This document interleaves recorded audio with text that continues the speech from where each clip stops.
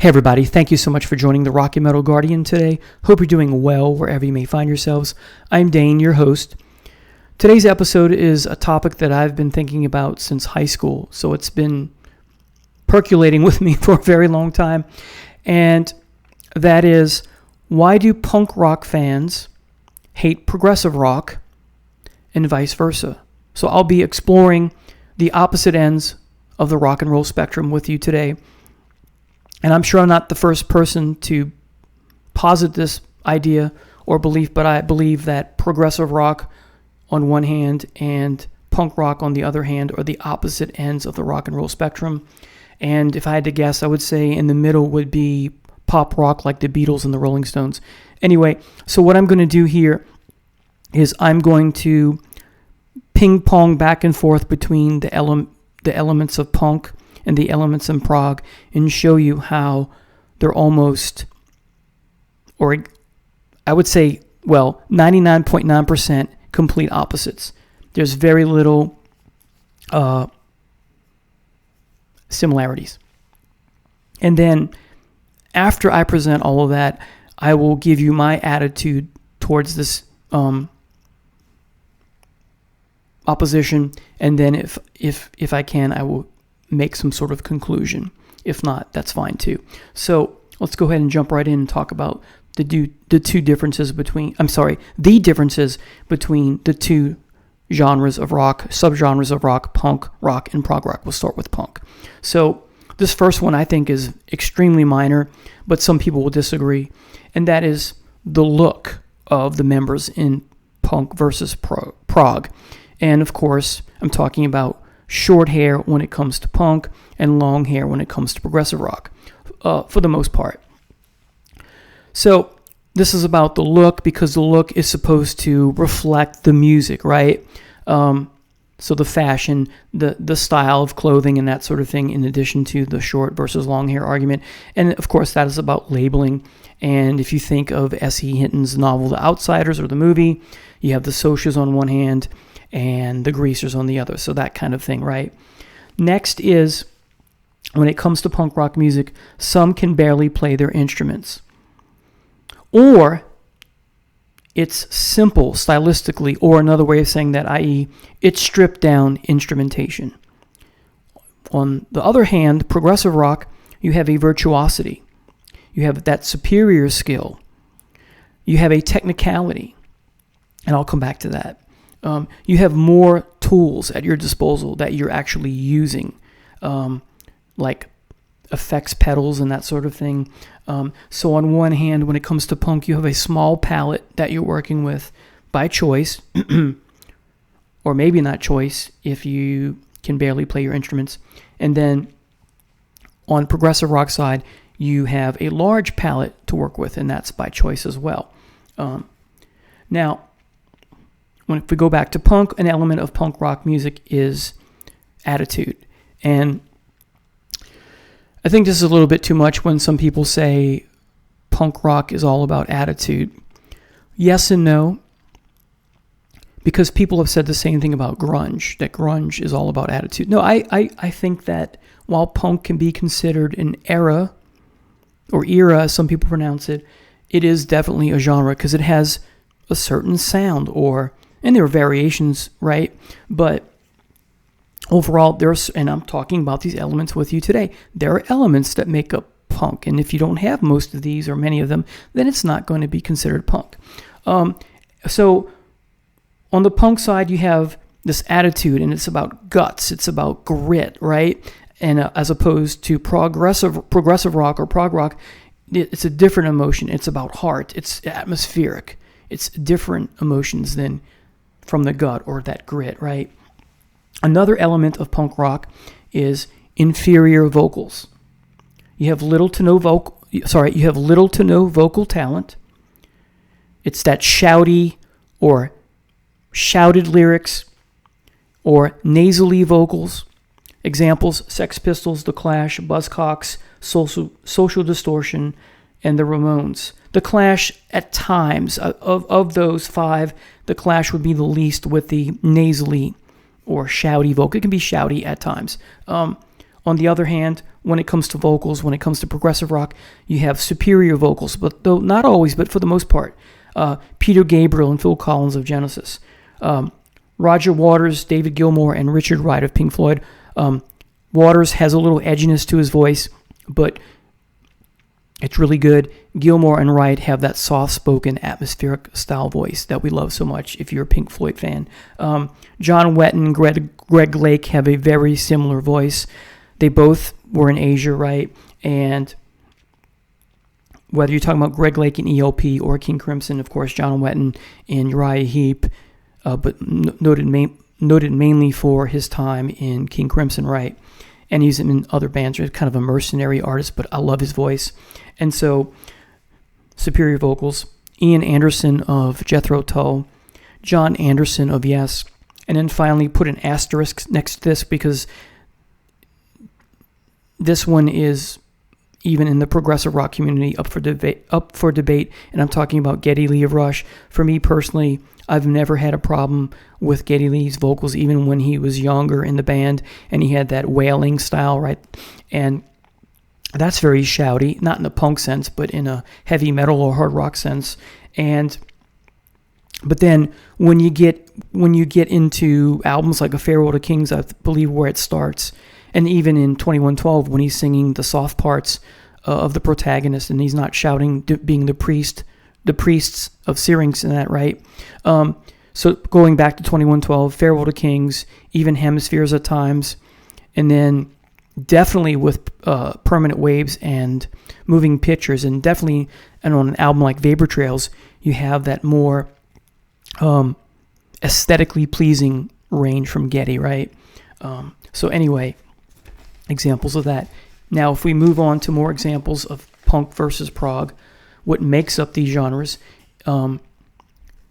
in addition to inferior vocals, you have inferior lyrics, and that's the argument.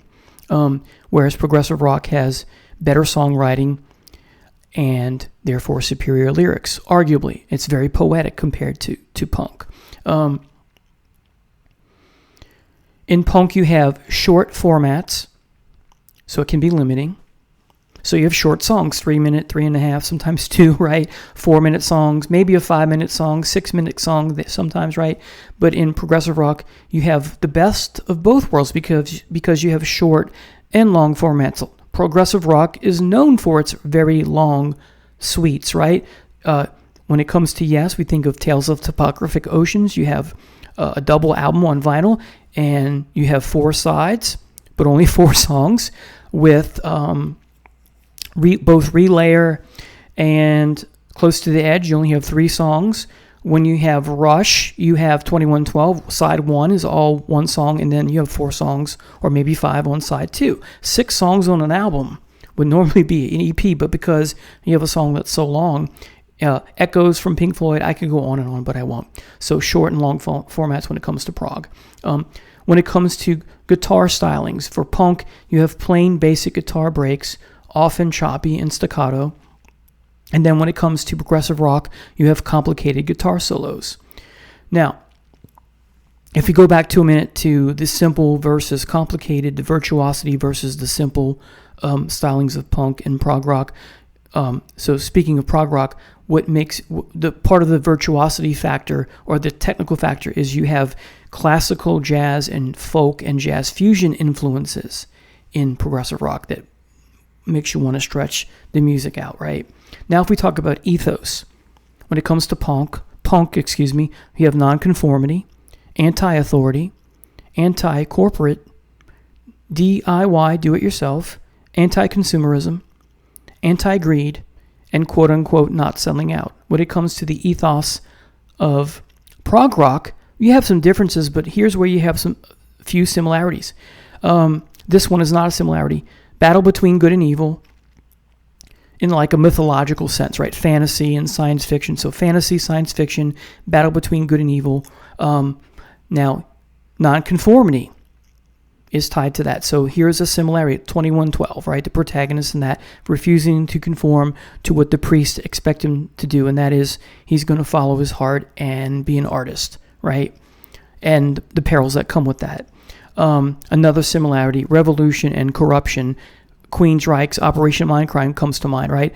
The difference, though, is while both punk and prog share an ethos when it comes to nonconformity, revolution, corruption, battle between good and evil, when it comes to progressive rock, it's in the lyrics, the poetry, right? When it comes to punk, it's in the attitude.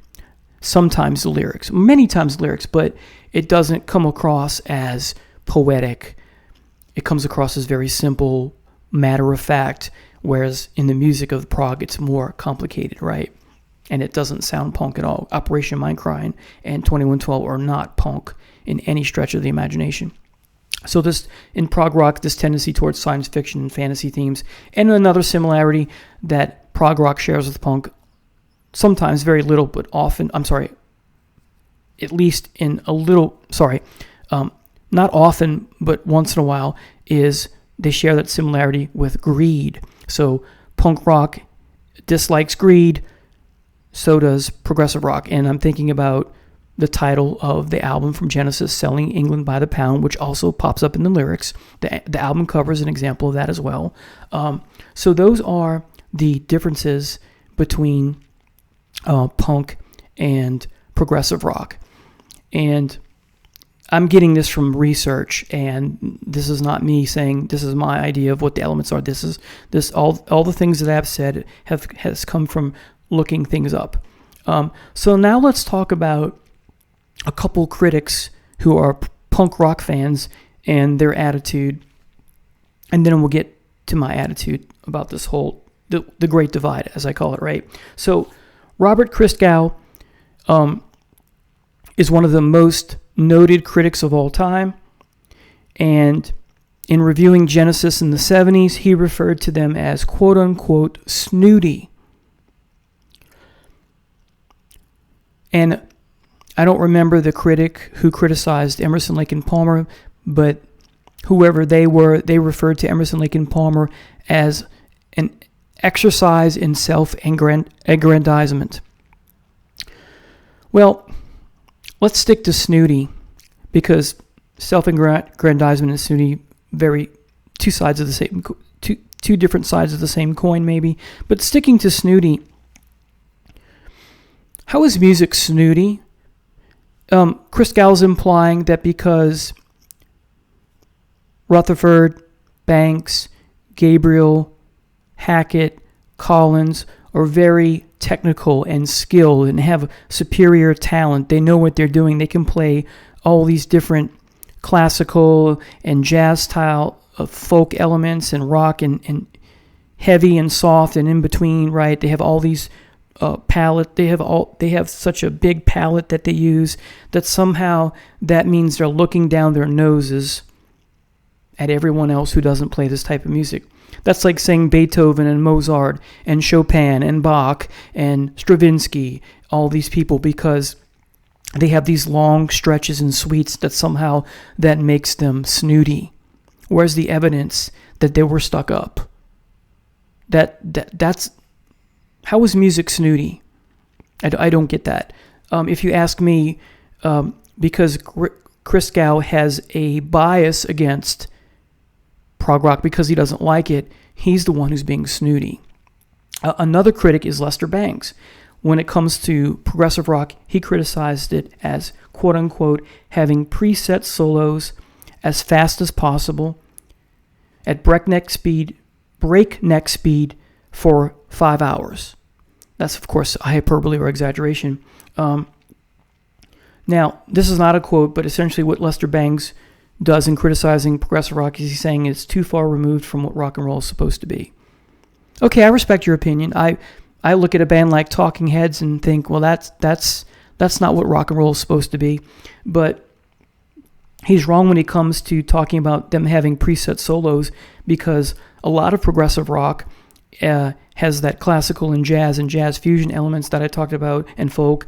And as you know, jazz and jazz fusion is based largely in improvisation. So while the studio stuff from these beloved progressive rock bands may be preset when they play live, there's a lot of improvisation. So if we talk about King Crimson, this is preset because it's recorded. But if you know the song Easy Money, the hit off this album, there's an alternate lyrics version, which is found in the Great Deceiver box set and other places, different versions where John Wetton changes the lyrics of one of the verses. It's the part about where he's up before the judge, the bastard wouldn't budge, blah, blah, blah. That's not in the original lyrics found on here. And playing this live, they go into different stretches. John Paul Jones, though not a prog band, although a little bit with, his... you could argue that No Quarter is a little proggy, right? In other places, John Paul Jones was known for going into suites of Rachmaninoff and other classical artists on stage, so more improvisation. REM has done alternate lyrics, so I'm not a fan of them. But so anyway, even though they're not prog rock, but anyway, I digress a little bit is what I meant. So not everything is preset, especially live. So either way, Lester Bangs is the music critic version of Martin Scorsese, who argued that superhero movies aren't cinema, because he's arguing that prog rock is not rock. Well, it has many elements of rock music. It does have progressive in front of it. So you can nitpick and say, well, maybe I've heard people say Yes is actually fusion, and okay. But for whatever reason, Yes, Rush, Genesis, they're put in the rock section. I don't have a problem with it. And had these bands been in different sections and labeled something, maybe we wouldn't have discovered them. Maybe we would have. And if people down the road want to say, you got to put this in a different genre, I don't have a problem with that. Anyway, so, one more thing about King Crimson. When they would improv the song Lark's Tongues and Aspic, their versions on the Great Deceiver box set, where the song is called Shark's Tongues and Lemsip, because it's a different version of the song and alternate lyrics, alternate guitar stuff, that sort of thing, right? Anyway. So let's talk about what I dislike about punk, and then the problems in progressive rock too. So what I dislike about punk are much of the elements. I don't have a problem with the short hair. That's not one of them. I have problems with musicians who can barely play their instruments, like Sid Vicious, playing the same bass lines over and over in different songs, right? That kind of thing. I'm not sure if I'm a fan of deliberately choosing a small palette to work from. It makes sense if you barely play your instruments, but if I kind of get it because you want to limit yourself because this is your focus. So I kind of get that. I should move on to a criticism, because I get that actually. What I have a problem with is the shouty vocals, the inferior vocals, the nasally vocals. That's such a big reason why the Sex Pistols, the Clash, the Buzzcocks, and Social Distortion, and the Ramones turn me off. The short formats. Too short. It's just not my cup of tea. Although, having said that, there are some progressive rock songs or progressive rock bands who have short songs. So I guess it depends. I don't have a problem with the ethos at all. So for the most part, the issue I have with punk is the vocals, and to some degree, the lack of talent. Again, vocals, lyrics, musicianship. Sometimes simple can be good, but sometimes simple is just not my cup of tea. It boils down to preference. So overall, when it comes to punk rock music, there's just too much going on in there, element-wise, that I don't like. The overall feel and vibe that you get from punk is just not my cup of tea. Although I'll get to more of that in a minute, because there's a but coming. Now let's talk about the problems with prog rock. Okay, so here's perhaps what Chris Gow meant about snooty. Perhaps. The virtuosity factor and the technicality factor. Just because you can, go all the way up up and down the neck of the keyboard, the guitar, right, doesn't mean you have heart. Doesn't mean you have soul. Doesn't mean you have that magic. Okay? So just because you have skill and talent doesn't mean there's that emotive factor, that heart, that magic, that soul that I'm talking about. And that's not something you can, I think it comes from within. That's not something you can gain. I think it has to be already within you, or the stirrings are already within you, however great or small, like a little flame that will one day burst open and brighten. So here's an example. The band Animals as Leaders, Dream Theater, and Spock's Beard. I've wanted so much to like these bands, but to me personally, and I know some people listen to them, and for them it's very emotive, and it has soul and heart and whatever, and grace, whatever you want to call it. But for me, I don't get that from them at all. I think it's just all about the technicality, John Petrucci of Dream Theater. So anyway, I don't think he's snooty and showing off. I just think, he's a skilled musician, but it lacks that inner. So anyway, so both sides have their flaws and failings. Now, where do I lie on this spectrum? What do I prefer? Well, if you've been watching this channel enough and you know me by now, I'm a huge progressive rock fan. I'm not a big punk fan. I've had people comment and they want me to talk about The Clash, or they get upset when I don't like a punk band. However, having said that, I have said a few times in various places on my channel that there's one punk band I just dearly love, and that is The Damned. They are my favorite punk band of all time. So, I hope that I'm not a unique person when it comes to the spectrum of prog versus punk. I may not even be unique at all, because I barely like punk. But unlike the people I alluded to at the beginning of the video, I've said I've never met a punk rock person who likes progressive rock to any degree, and vice versa. However, there are a few bands and artists that are considered or labeled punk or proto-punk or have punk-like elements that I do listen to. Okay? So, because I'm in the camp of progressive rock, and I come out of the camp the metaphor is I come out of the camp once in a while to go and explore the other camp for a little while. Does that make me unique? I don't know. Maybe I'm too engrossed with progressive rock and not enough in punk that I'm not unique. I'm 90% or 99.9% progressive rock.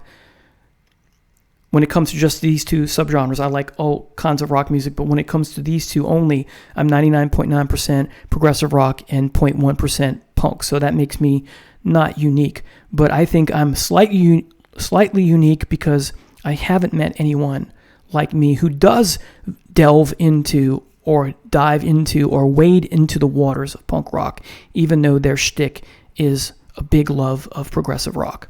So let me talk about the punk rock bands I do listen to.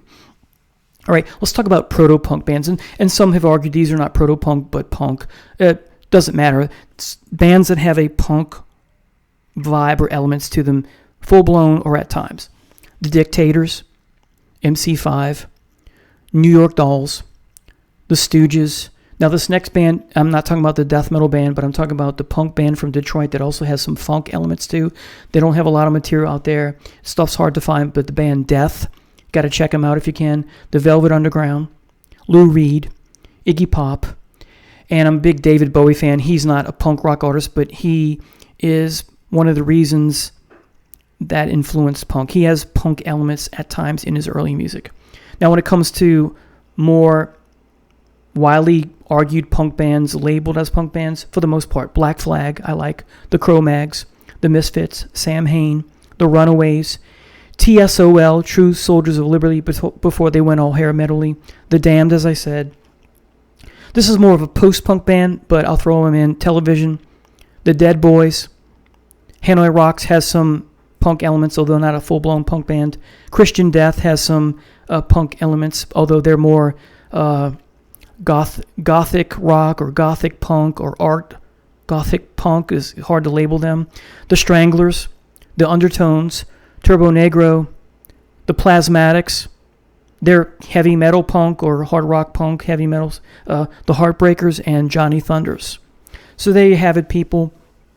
Please post in the comments what your thoughts are about this polarizing spectrum, if you will, between progressive rock and punk rock. Thank you so much for watching. Have a great day now. Take care. Bye.